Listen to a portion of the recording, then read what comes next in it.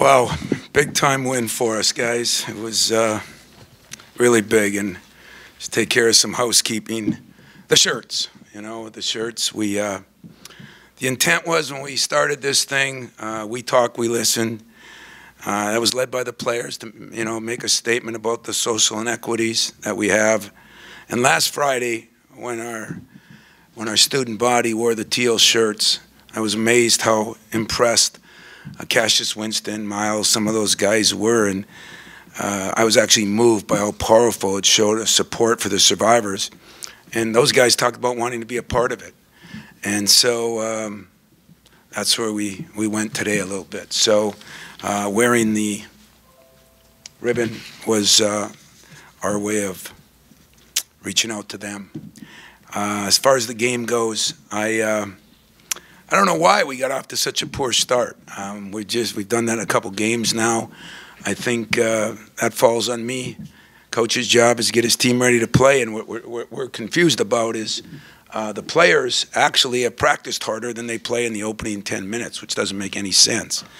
But the way we kind of battled back about 3 different times, I think shows some character in our guys, and I was impressed with a lot of different guys. I mean, Cassius started out kind of slow, and then second half, I told him, I'm going to bring you off the bench, not as punishment. Maybe it would do a better job for you. And I don't know if it worked or not, but he played pretty hard. I thought McQuaid came off the bench and gave us a lot. Jaron was in foul trouble the whole night, so we had to move some people around.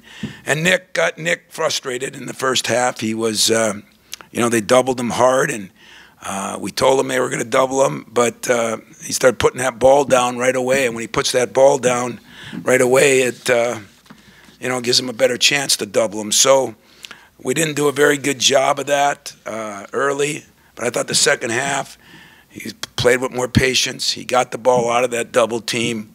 We got a dunk, we got a 3, we got a couple of drives. We were a lot better, and I thought Miles took over a little bit in that stretch, which was good for him. So all in all, when you get a Big Ten win, and don't kid yourself, that is a good Penn State team. They had some losses early because Reeves didn't play. He missed 4 of his first, I think, 6 games or something. And that kid's a competitor. I mean, he's kind of the Tom of us. He's the engine that runs that team. He's got more motor than maybe anybody on either team. And I thought that he's been a difference. He's the reason I thought they beat Ohio State. And the other guy that's really playing good is Carr. He hit those big shots at the end, but we held him to 9 for 24. Our defense and our rebounding was pretty good.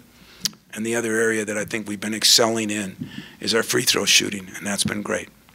So, any questions? I'll be more than happy to answer them. Coach, a follow-up on the Nassar survivors that you're recognizing with the ribbon and how much you feel your team can be a part of the healing process. I spoke to Lindsay Lemke, the MSU gymnastics captain, who was one of those survivors. Her feeling about meeting with the team with you is that it could be part of that healing process. Is that something you'd be open to doing?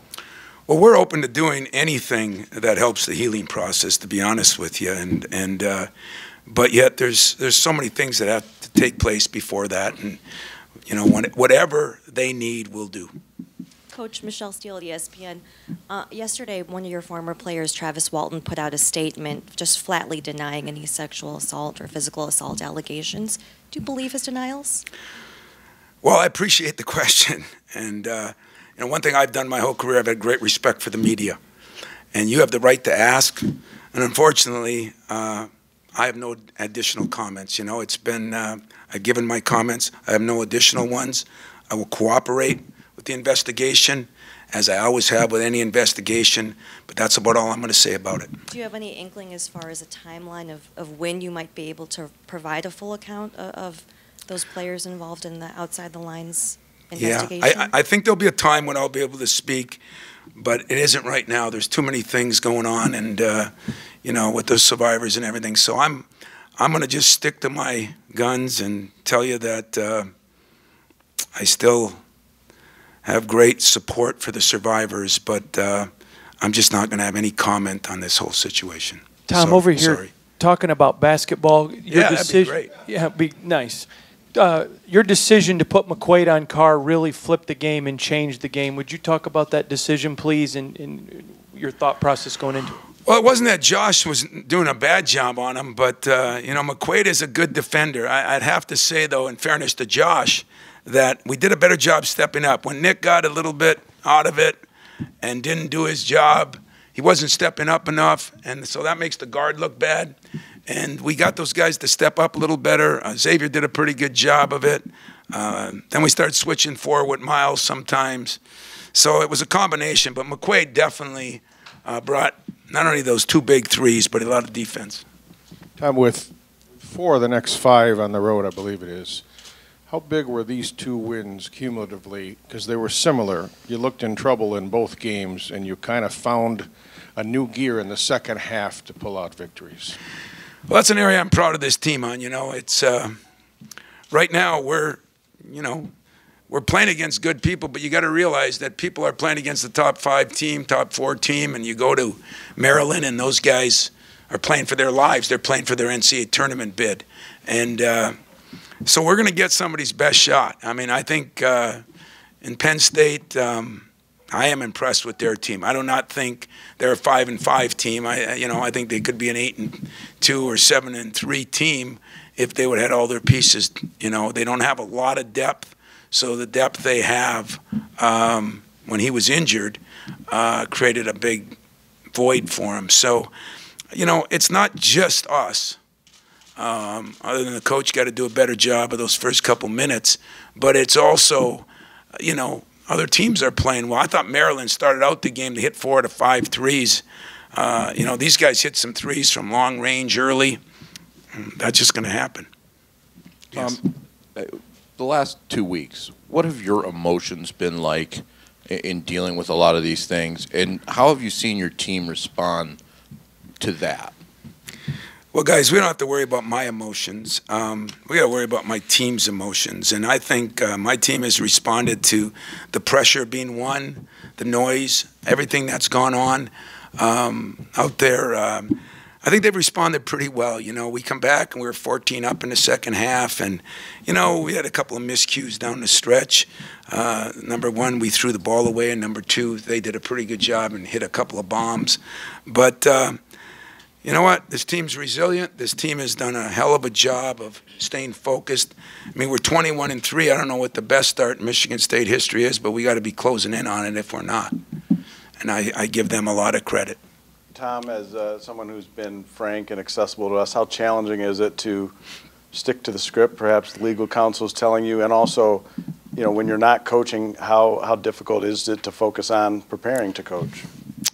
You know what? I'm preparing to coach every day, and that's what I do. I'm a coach. I'm not a reporter. I'm not a fan. I'm a coach, and I just got to do my job, and I'm going to try to do it the best that I can, and still in the back of my mind, always keep those survivors in it. I mean, they matter to me, and the healing process of Michigan State matters to me. Tom, going back to the players a little bit, especially Cassius, you mentioned hearing some of the things they said Sunday after that game and kind of how they struck you.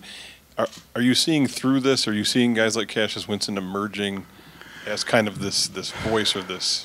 Well, Cassius Winston and his comments on the shirts and just the way he handled that, you know, because our fans are important to us, our student body is important to us, and it's important to those kids. And I think there was a bond there because they were so impressed. They wanted to be, you know, like them. They wanted to feel like them. They wanted to do something. They wanted to help out, and that's where this whole thing came today. And you know, it's kind of neat when a university does come together like that, especially the student body. And those are students. The players are students, and the fans are the students.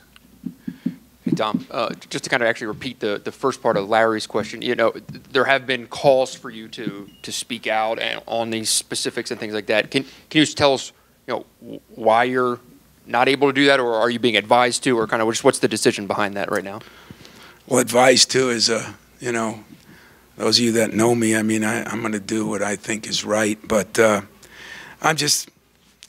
I'm sorry. I really am, because I watch a lot of TV, and I see on shows that, you know, everybody thinks everybody has the right to ask a question, and I've always believed that.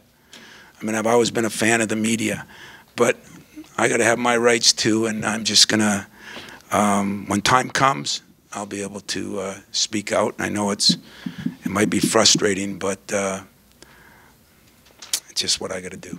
Let me just ask this. I can appreciate the noise, but it's a lot louder for you than it is for your team. In 23 years, have you had a tougher week than this?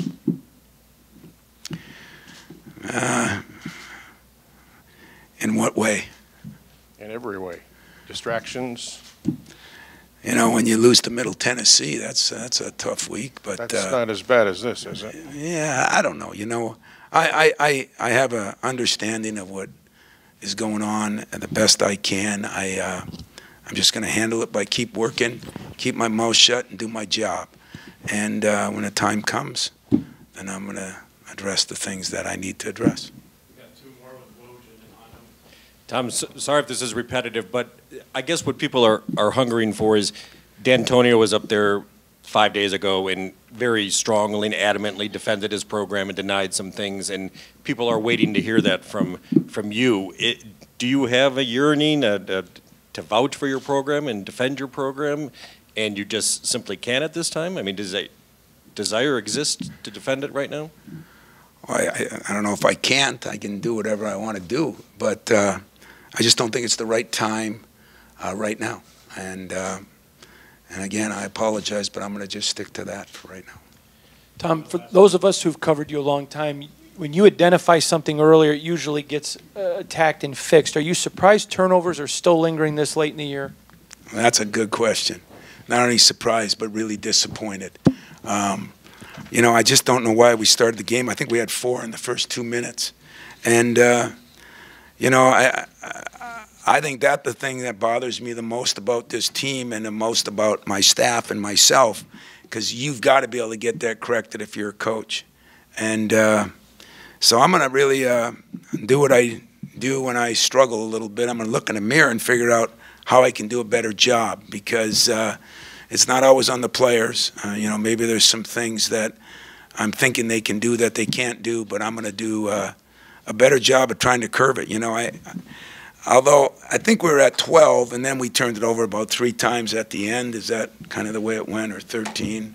So, you know, after a real rough start, we had a decent next 30 minutes, and then the last couple we were awful. So I appreciate you, and I'll look forward to seeing you down in Indiana. Thanks.